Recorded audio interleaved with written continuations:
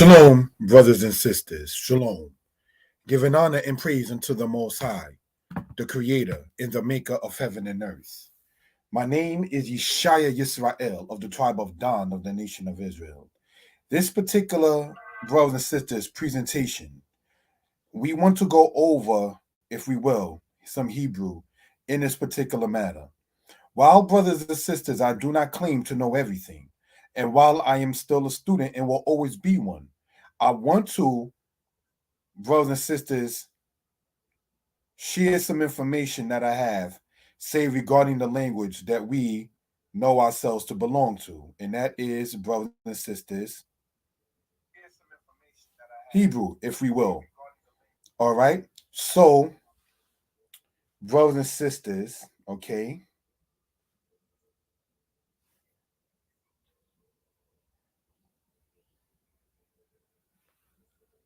Without any further ado, let us go on in this particular matter, if we will. Thank you.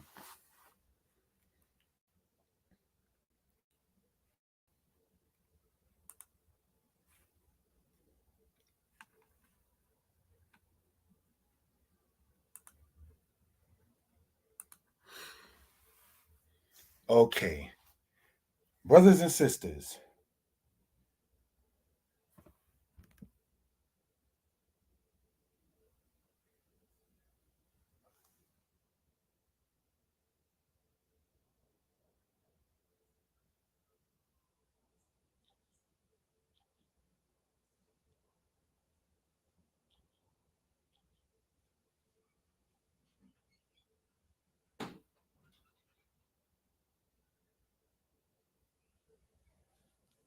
okay, now I see it much better. All right, just want to make sure I'm able to be seen and heard, at least on my end.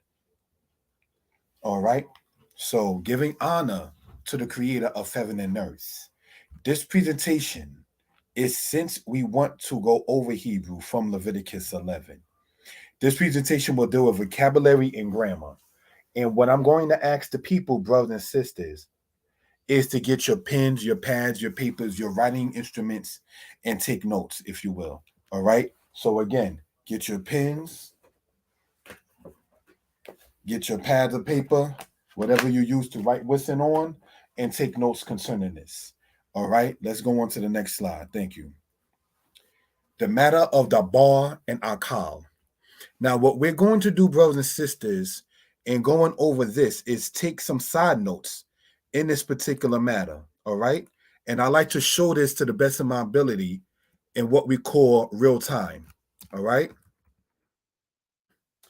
Da bar or da beer means to speak. Now, this, brothers and sisters, is the root in that particular case when we begin to sit there and say what that word means for edification purposes, if you will.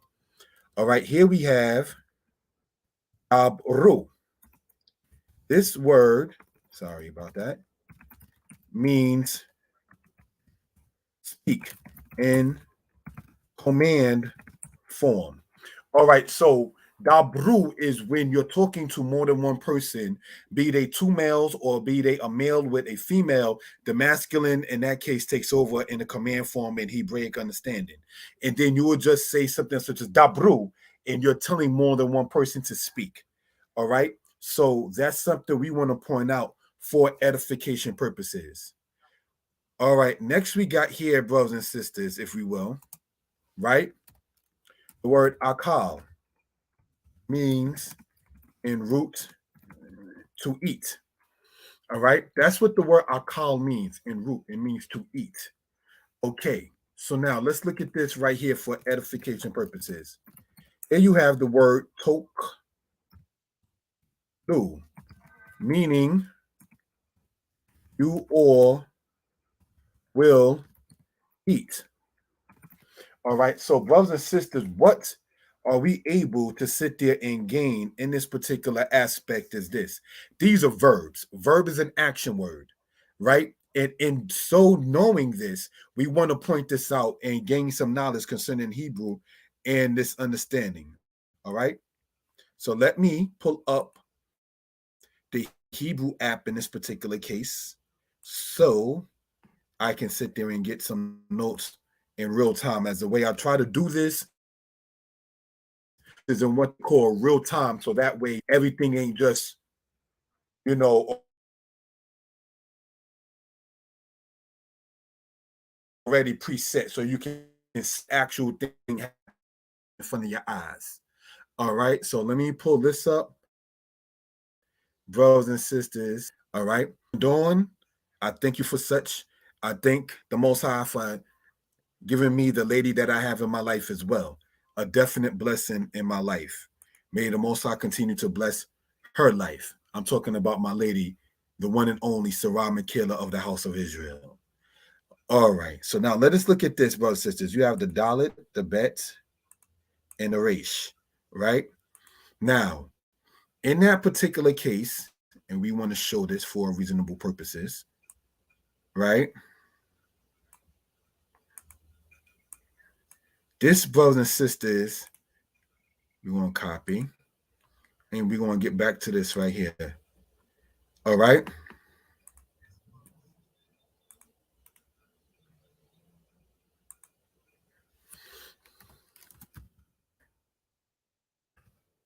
Abar. The word means word or thing. And verb, it means to speak. All right? So now, brothers and sisters, if you wanted to sit there and say something to the effect, we just want to deal for the most part with the first person and second person matter. And I'm going to show what I mean when I say that for edification purposes. All right, now you have to say the word here, dabar, right? If you were to, brothers and sisters, say put the letter, say aleph. Oh, that's not how that's done. Sorry. All right, you have aleph, dalit, which is over. Then you have bet and resh. All right. Now, this, you just took the word dabar, brothers and sisters, and you put the matter, if you will, of the prefix of the letter aleph. All right. And in doing so, what you have done is you made this a future tense word. So I just, again, brothers and sisters, wanted to show this in what we call as real time. So that way you can see how it's spelled, how it works out, and so forth and so on. All right. Ah, da, there means I will speak. Now, that is a male saying it or a female saying it. All right. So we can gain understanding for edification purposes. Okay. Now, next thing we want to go over and talk about, brothers and sisters, is this word here. And we see, brothers and sisters, the word akal. Right? So we're going to copy that, showing it again in real time. Right?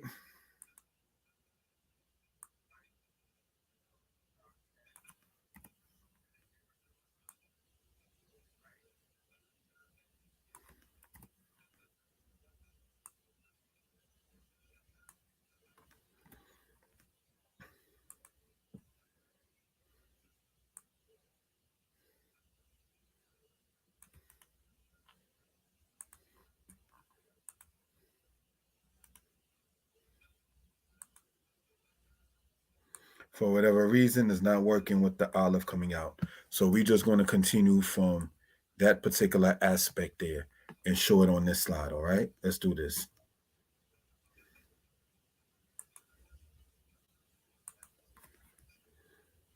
All righty.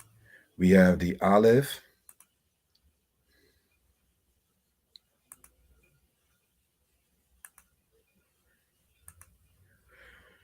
And we have here, brothers and sisters, akal. Now we want to show this, brothers and sisters, for reasonable purposes, if we will, right? The reason why I wanted to focus primarily on this word out of Leviticus 11, while it talks about diet and what is permissible to eat, is because of this reason here that we're about to expound upon. All right, let's look at this and take some notes, if we will, right? Akal in root means to eat. Okal in verb means I will eat. And this is how you know real quick how Hebrew had to have vowels, even with it being written or not, because the same root word, depending upon the context, the vowel pattern will change and you'll get the future tense. So we already know that Hebrew has a thing like any other language, right? Where you get into the matter of conjugation. Conjugation meaning be it the present tense, the past tense, or the future tense. All right. Same word spells okel, right? Meaning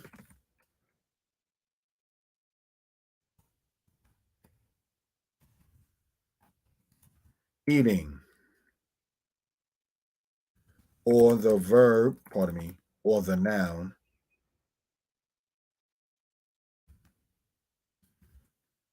food. So this is something we just want to emphasize on for regular understanding. This from knowing certain things like dabar, meaning word or thing, you'll be able to just be able to pick that word up and be able to speak other words once it comes down to it. All right. So the diet that we see in Leviticus 11, brothers and sisters, it uses the word akal a lot in that. And it uses the aspect of be it in its future tense or so forth and so on. All right, so we're going to continue on in this next part. The matter of Tameh and Tahir.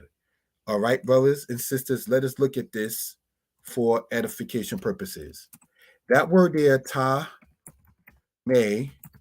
means unclean, right? Now I'm going to put this in parentheses. Masculine, singular. All right. So Tameh means unclean. So a male would say, speaking of himself, I need Tameh, I am unclean. All right. Now, this word here, what we're going to expound upon, brothers and sisters, Tameh means unclean, right? Feminine, singular. All right. So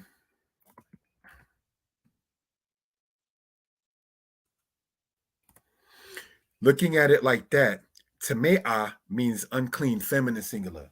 So, brothers and sisters, we can already tell in Hebrew that there is a masculine and a feminine. Just the same, there's a masculine way to dress and a feminine way to dress. The language shows you the mentality of the people.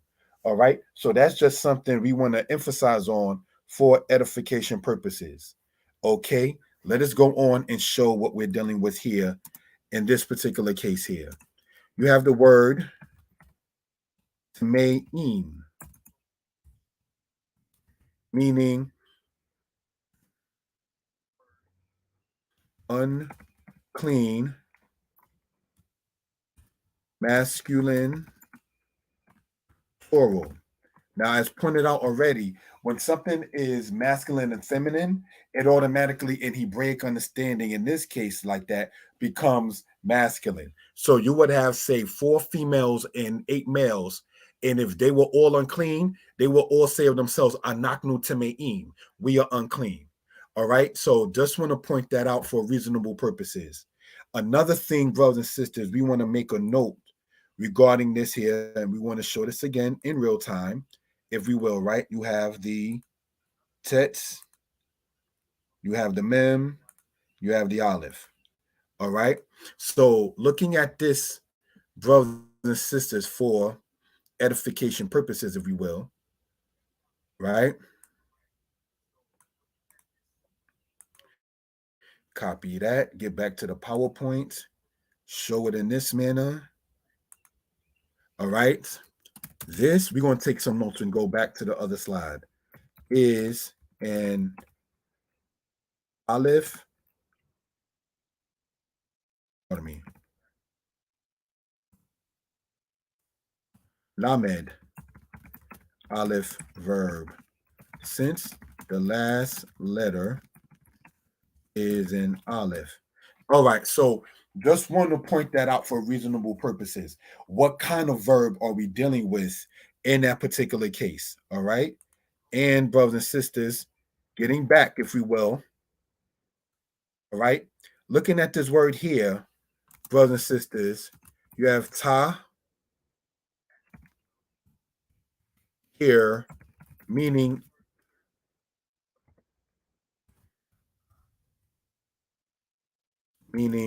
sorry about that, clean or pure. Usually the word used for pure is the word, brothers and sisters, naqui. Nonetheless, you want to point this out as the vowels, pardon me, as the vocabulary used in Leviticus 11. You're going to see that word there, tahir. All right, it comes, brothers and sisters, from the word tahar, which means to be pure. All right, then here we have, brothers and sisters, the word tahara, meaning clean, feminine, singular. All right, I don't know why I keep on typing S and that and then having to delete it, but so be it. All right. So now looking at this here, a female would say of herself, I need tahara, meaning I am clean. A male would say of himself, I need tahar or I need tahir, either or, in that particular case, meaning clean or pure. So we have already picked up some vocabulary, knowing that the word tameh is unclean and tahor is the actual word, meaning that in an adjective. But brothers and sisters, when you're showing it from the verb, the word tahir is that. And we're going to show that in the notes.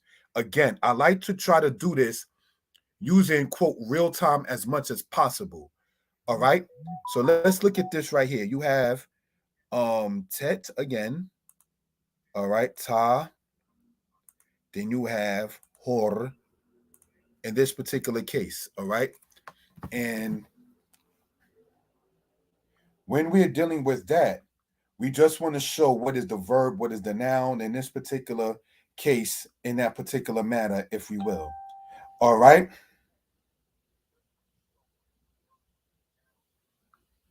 One second as I respond back to this. Sorry about that, family. All righty. So,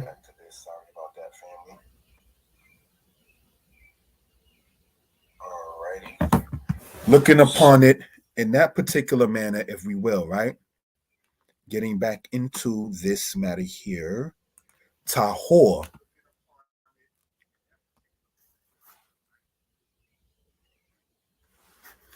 meaning pure or clean. All right. Again, most times when people speak about pure or clean, they use the word naqui. All right, which is actually seen inside of the Ten Commandments. Lo yenakwe, he will not justify, he will not make innocent, he will not cleanse. And that's what that's talking about in that case when it says about taking the name of the Most High in vain. Ha, or means pure. So you, and of course, then tahora will be the feminine. So we just want to point this out, brothers and sisters, how you can gain vocabulary in this particular matter. To the people who joined on, thank you for joining on. If I can be heard, let me get a one, please. If I can be heard, please type one. Thank you. All right.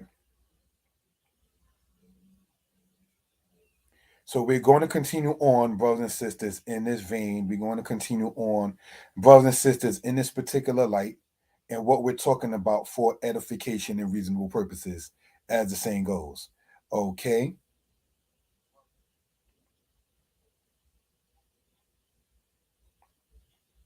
Thank you for that.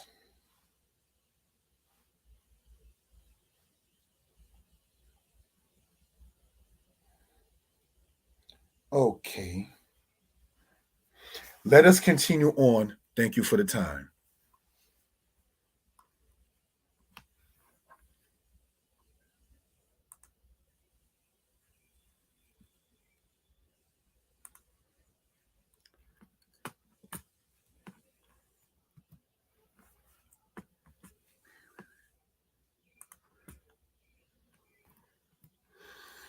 All right, Tame. This is a Lamed Aleph verb since the last letter is an Aleph. Okay.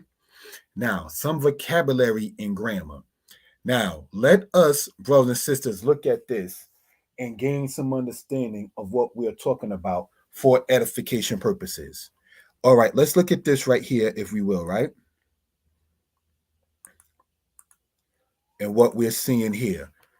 All right, this word here, bear with me as I go step by step to the best of my ability. And I thank you all for the time in that particular case. I didn't even mean to sit there and to cut that out.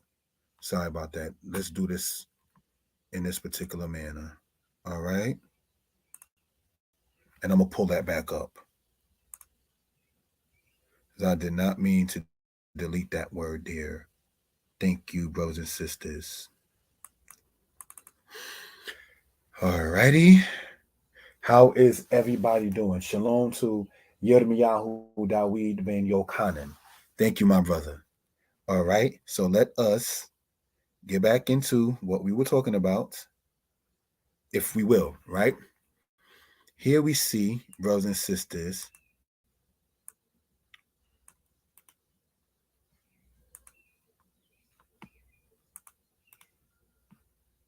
paste.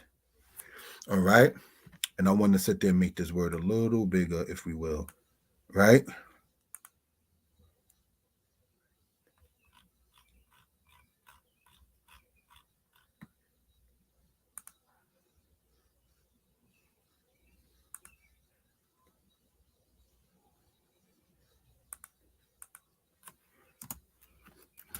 Ha Olek means that who goes. All right. So again, brothers and sisters, we want to point this out regarding grammar. What are we emphasizing on and moving as meticulous as possible is because of this. This word here, all right, that you see, brothers and sisters, we want to show this in color mode, brothers and sisters, if we will, right?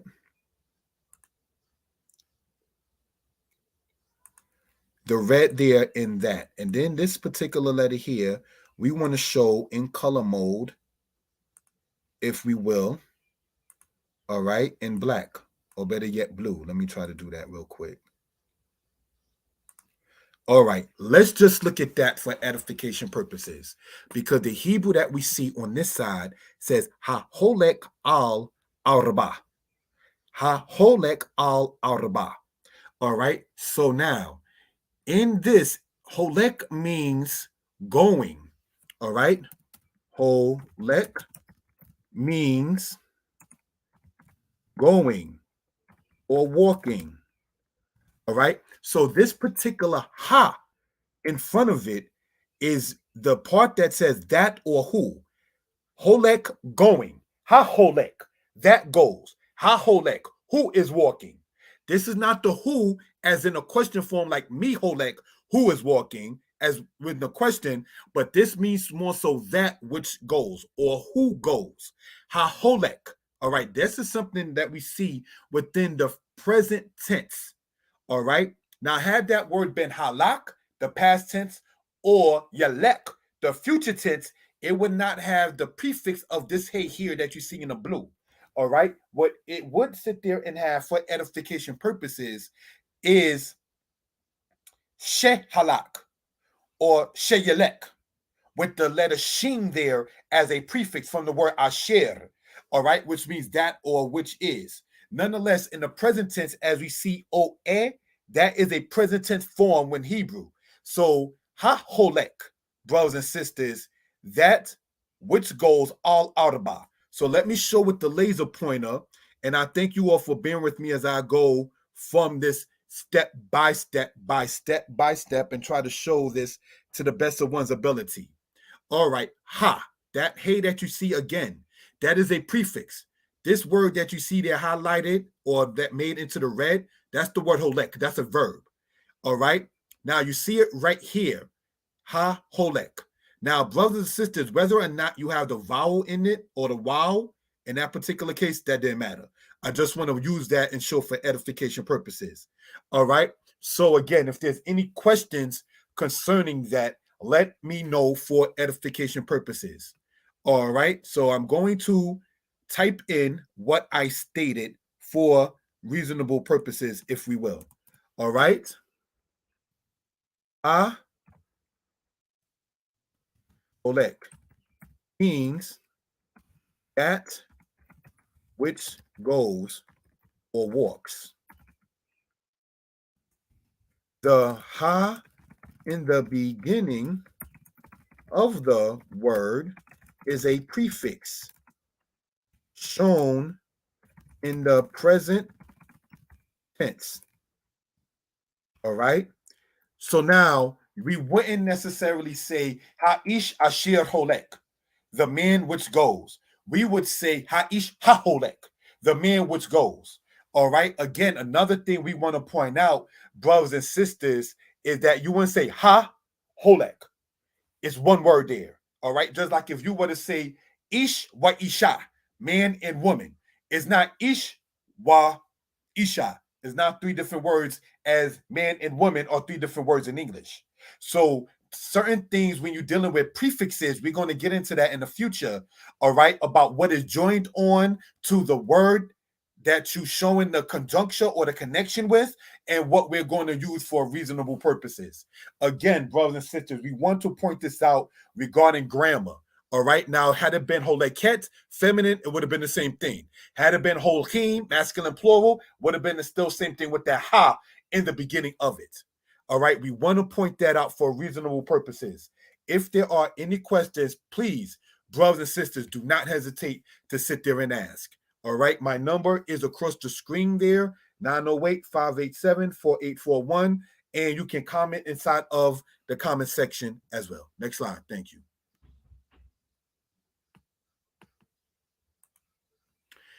All righty. So let's go back to the other screen. And we just want to teach some law in this particular matter, along with the Hebrew. I have an older sister. She is a great cook. I flunked, if it were to be used in such a word, regarding learning how to cook. You pay for what you don't know. Now, that's another subject. Point I'm getting to, brothers and sisters, is this. I still remember calling my older sister and saying certain things such as, hey, Shalom, Yakina, is this kind of fish clean? Or is that kind of fish clean? And is this kind of fish okay? Is that kind of sea creature okay? And one time, I say she stated to me, like, Yeshiah, you can look at that fish and see that it's not clean.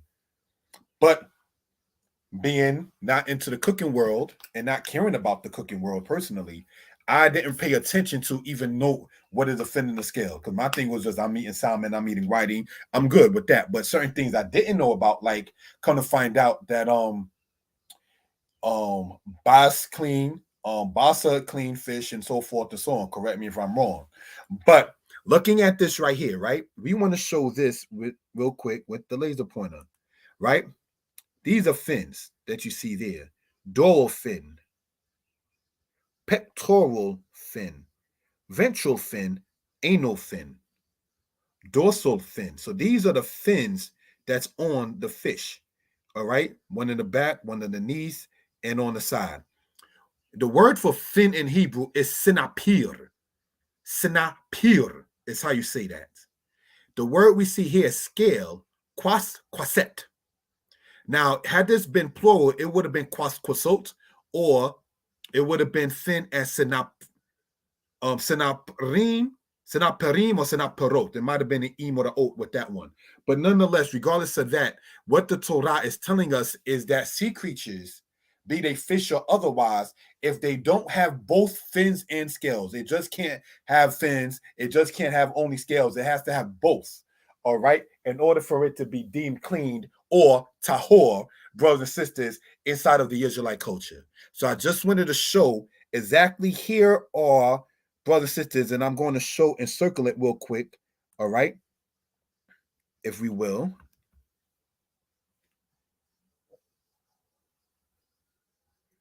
These are the fins.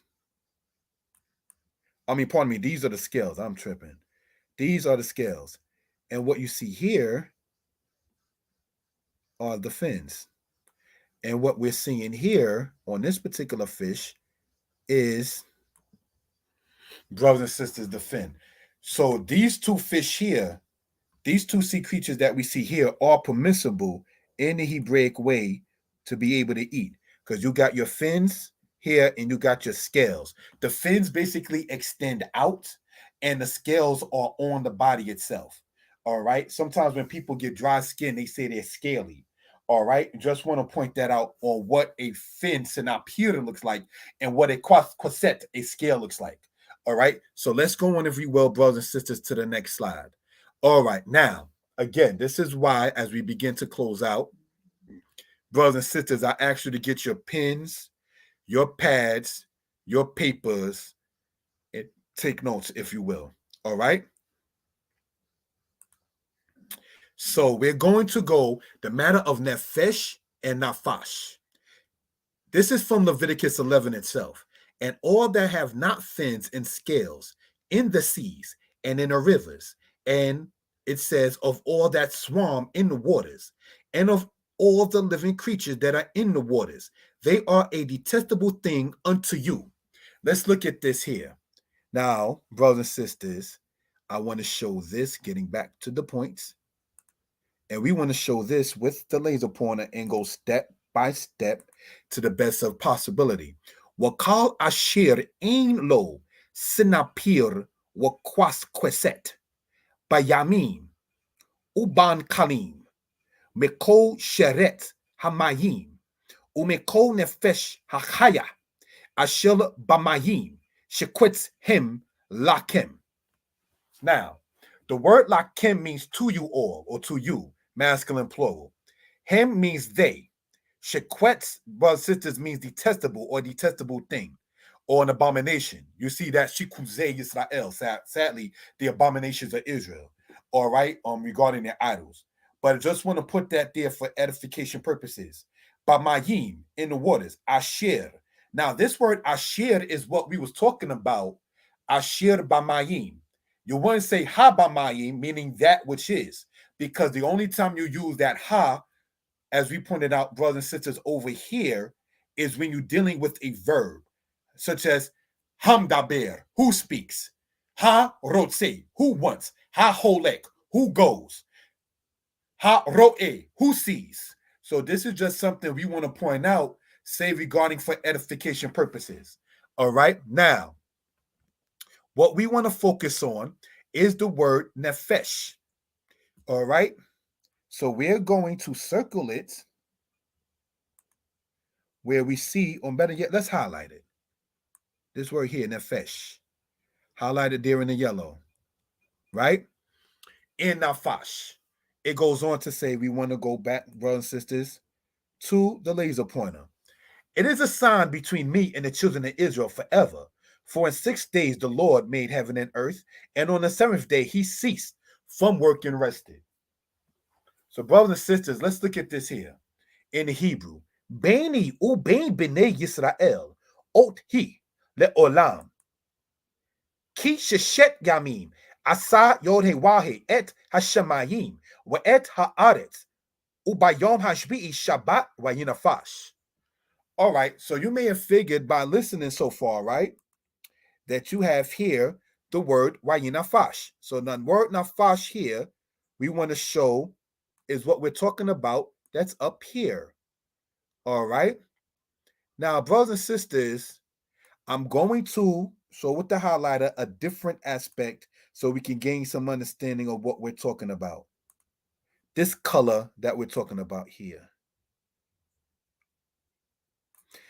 That in the green serves as a prefix. All right. And what that means in here, we're going to color code this and. Wah or wah. Or in this case, because it's followed by the yod, why. And. Right? It's not that and. I'm sorry. I admit my fault when done. It's not that and. It's the other and. Sorry, family. It's this and. And. The last and there, not the other one. Sorry. But we're still color coding it nonetheless, right? And rested. Shabbat means he rest, ceased, discontinued. That's what Shabbat means. Shabbat in Hebrew means to discontinue. You're discontinuing from your regular activities throughout the course of the week during this particular matter. All right? So, looking at this right here, and I thank you all for being with me as I go to the best of my ability, meticulously, step upon step. All right? And we want to color code this again, if we will, and say this light blue. This your dear. And what that means right there, all right, that, brothers and sisters, I'm going to try with the pen.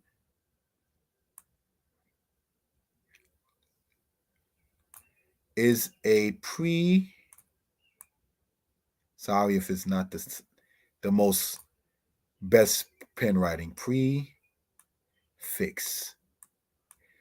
Last time when we did a Hebrew class, we emphasized, brothers and sisters, that, and we're going to circle that right there, because that yod is important. That's the third person masculine, he, whatever. That's how you know the word Israel in Hebrew, Yisrael, is actually a future tense verb. All right, because Israel's supposed to be futuristic. That's a whole other matter. But getting back into this right here, Wayina Fash. Remember last time we went over the while consecutive when a future tense word is made to the past by the in biblical Hebrew by the prefix of the letter while. So this is something that if the lessons are followed, we want to show what we're talking about for reference purposes. All right. So here we see we're going to show, if we will, with the laser pointer. You have the word here nefesh, as we see here nefesh, and nafash in root. So let's see what we can gather concerning this kind of matter in this particular case. The matter of nouns and verbs. So we're going to show it and show it in real time, if we will. All right. You have the word here, nefesh. All right. So we have nefesh meaning soul, life, or person. All right.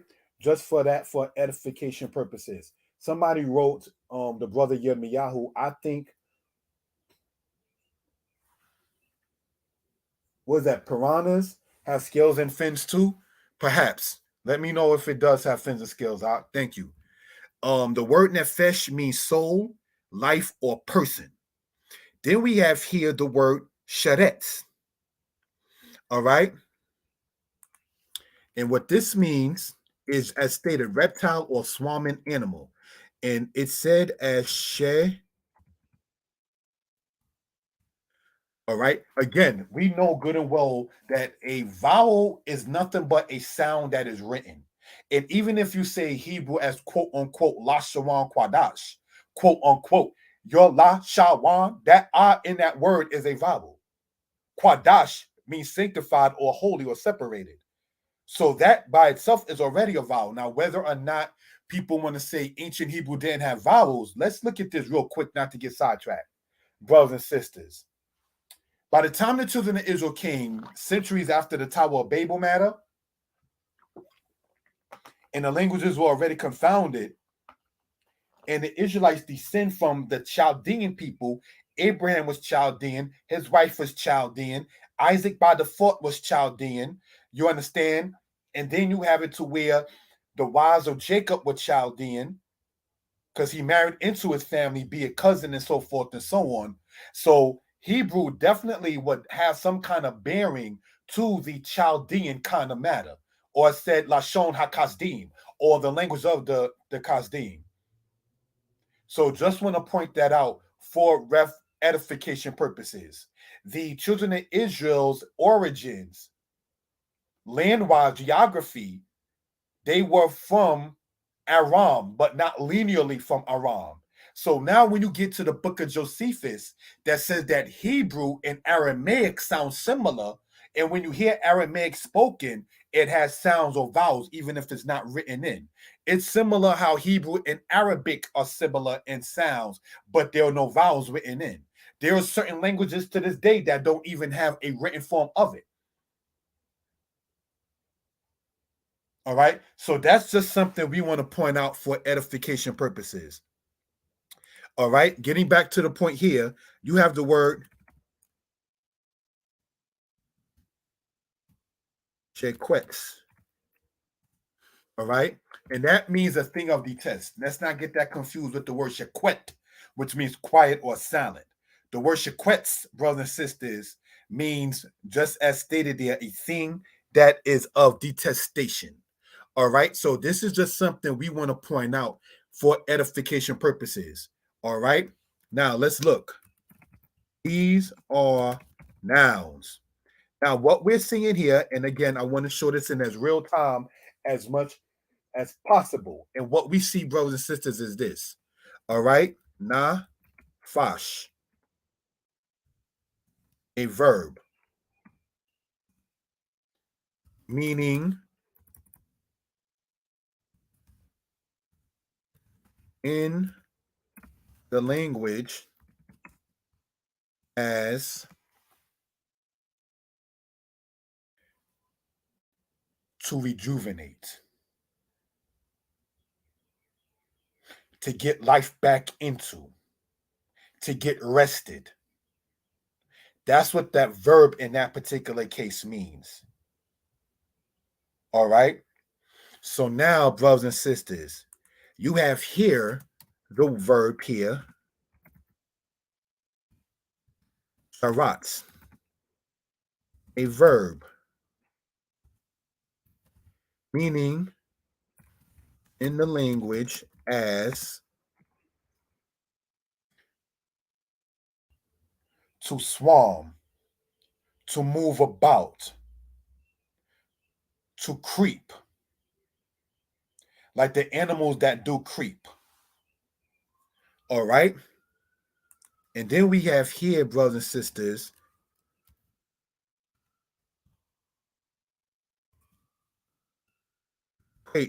sorry,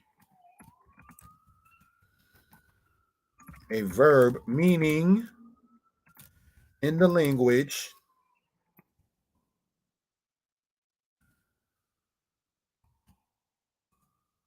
as to detest, to dislike, to abhor.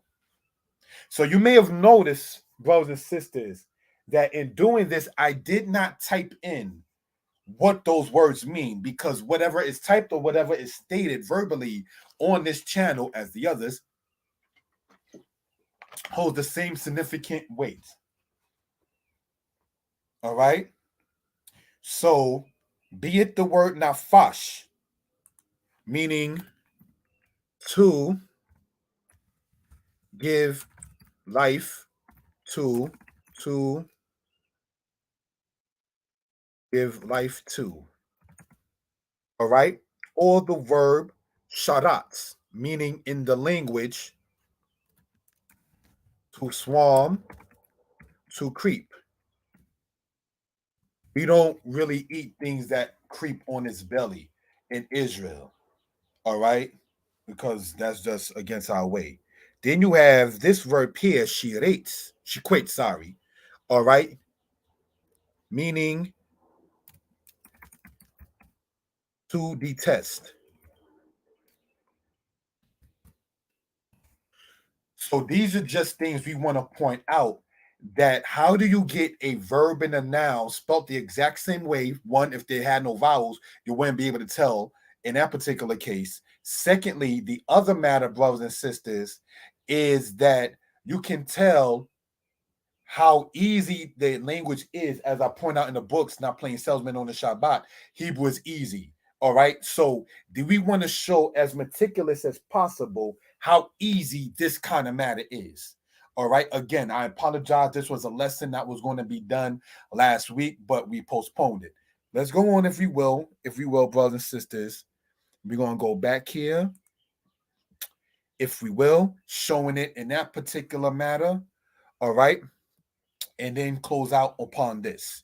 This is the last slide of this particular case. You have vocabulary. All right. And what we want to go over is show you have the laser pointer. All right. You have, brothers and sisters, flesh, carcass, living thing, fowl, swine, camel, snake. All right, so those are just some animals that were picked random um upon this particular matter to discuss this particular matter. So let's look at this. Flesh, basar in Hebrew. All right, get your notes. This is what I was talking about. Carcass, nib, la. Living thing,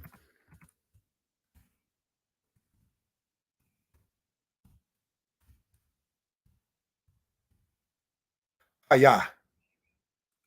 Fowl. Now this is like the fowl, like a bird. Oaf. All right. Swine. Hazir.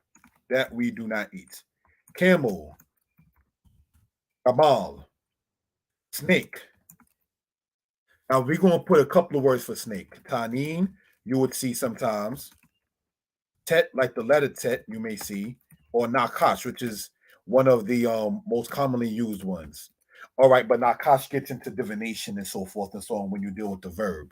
But I just wanted to show brothers and sisters this particular matter, and we want to show it in Hebrew writing and then close out. Okay, so let's look, if we will, at this for this particular case. All right. Getting back here. Thank you again for the time. We have the word here, basar.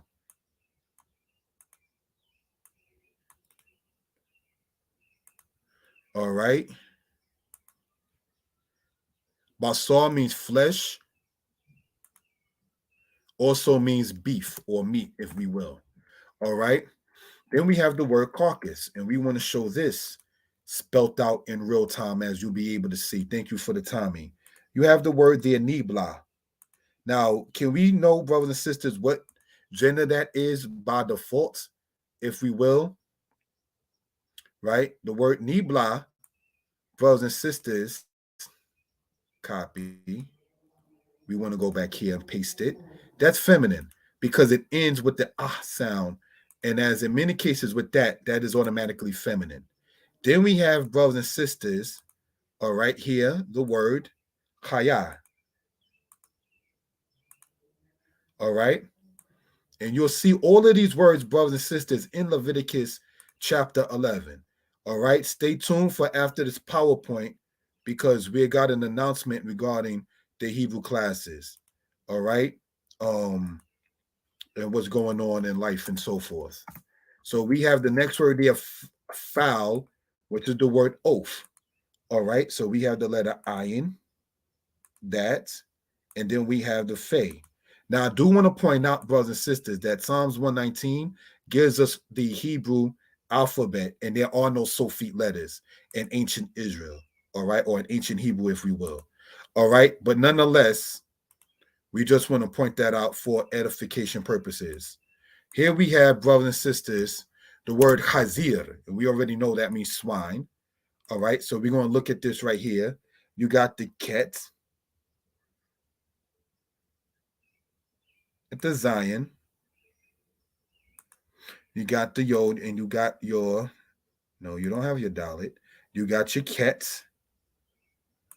you got your Zion, you got your Yod, you got your Resh. Chazir. I wonder what this would sit there and say that it is, because I know it's swine. Let's see what this translation says here. Pig, yeah. All right. Well, we know that brothers and sisters, the pig comes from the Swine family, which includes the boar, the sow, and their child. The boar is the male grown, the sow is the female, and the child that they produce is called the pig itself. Then we have gamal, all right, which means camel. We don't eat camel in the house of Yisrael either. All right. So forth and so on for edification purposes.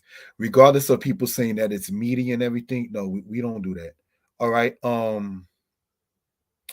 Looking for where Gamel, then we got Mem, then we got Lamed.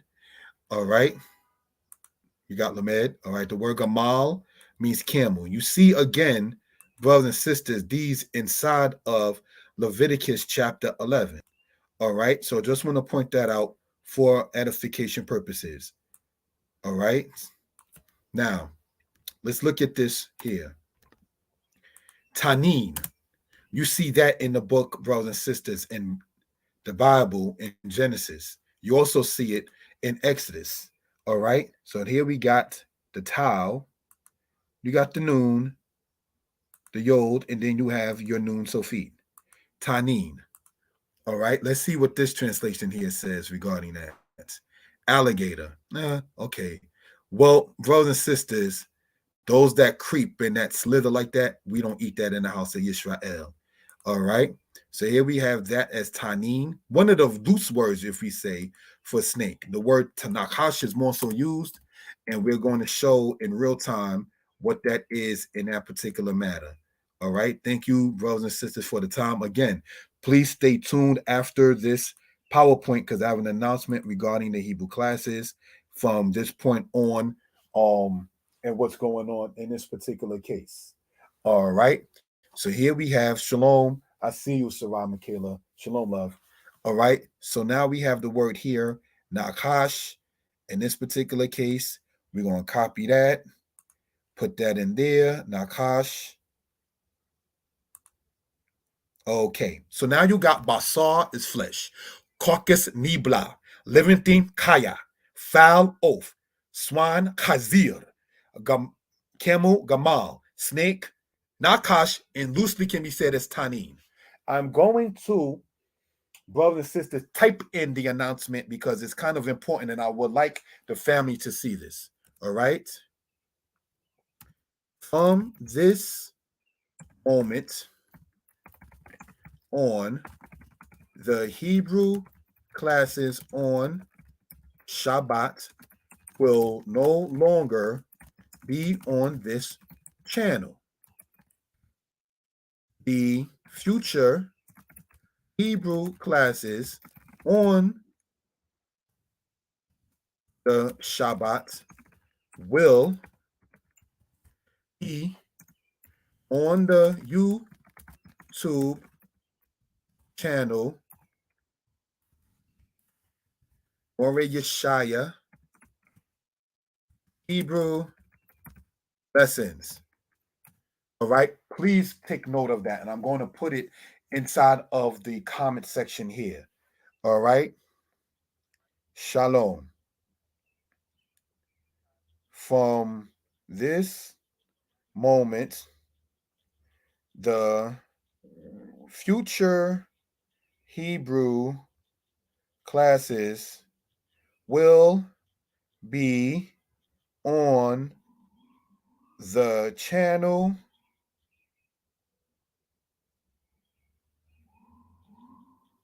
More Yeshiah Hebrew. That is a YouTube channel that I have. All right. So we want to, brothers and sisters, I stated that when, quote, the month of April comes in, I'm going to follow a pattern about teaching the lessons. So again, I thank you all for subscribing to this. Continue to do so. Please share, comment, and like, and leave your comments in there.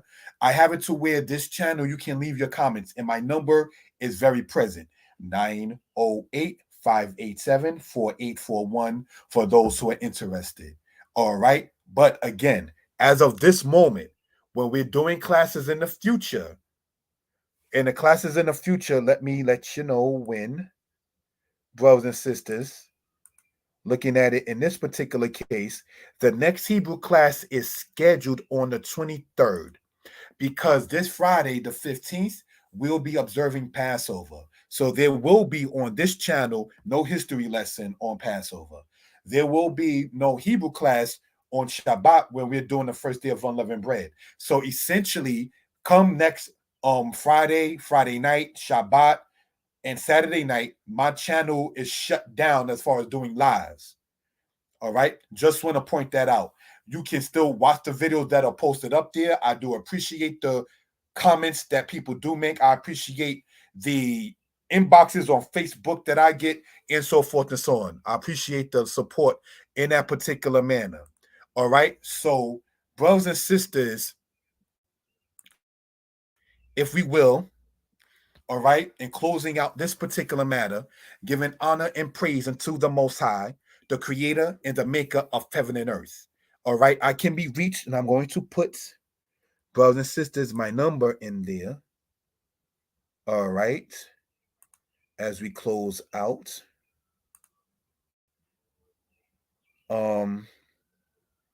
Thank you, love, for putting it in there.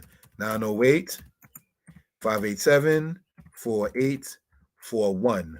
All right. So there will be, brothers and sisters, for those who do know, we've been doing a series of history lessons, like this amount of PowerPoints out of this. The next one is not scheduled for next Friday night.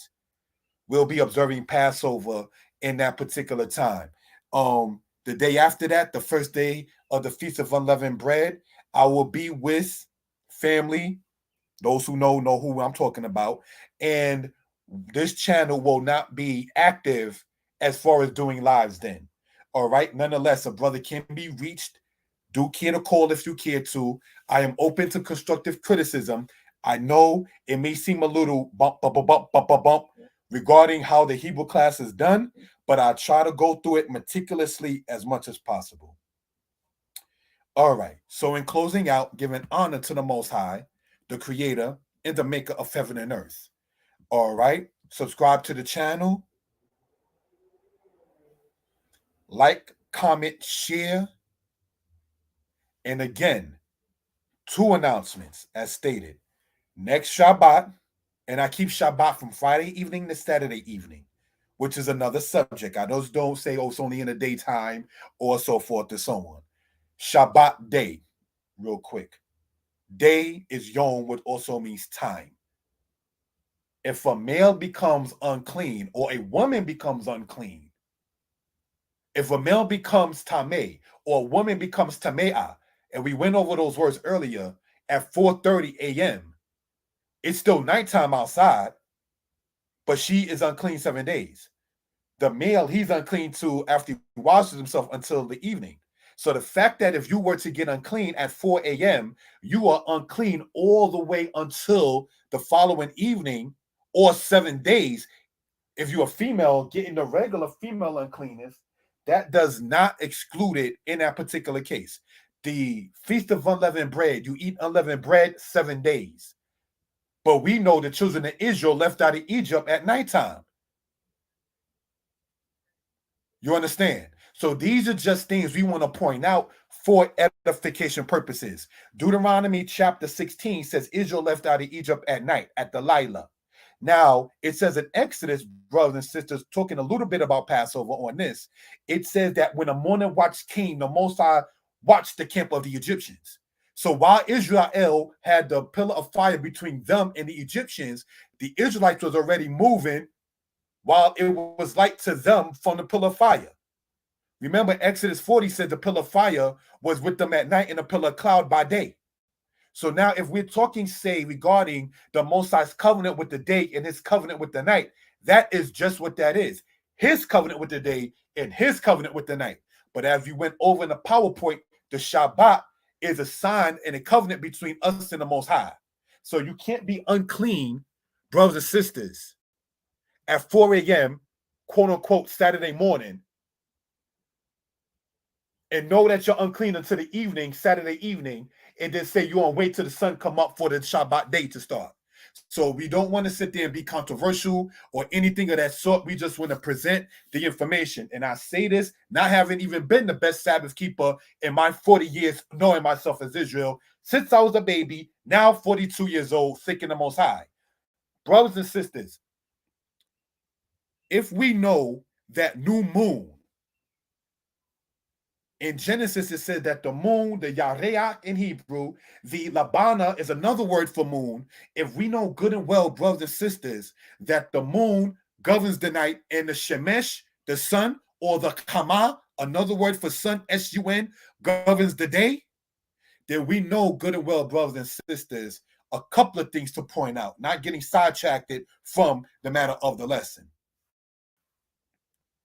If people are saying the first day of new moon, but the moon governs the night, That means by default, you just admitted that the yom or day should properly be translated as yom and time and not day like the daylight itself. So when you read in Genesis, brothers and sisters, and it distinctly says wahi boker, and it was evening and it was morning. Brothers and sisters, the day does not start when the sun comes up.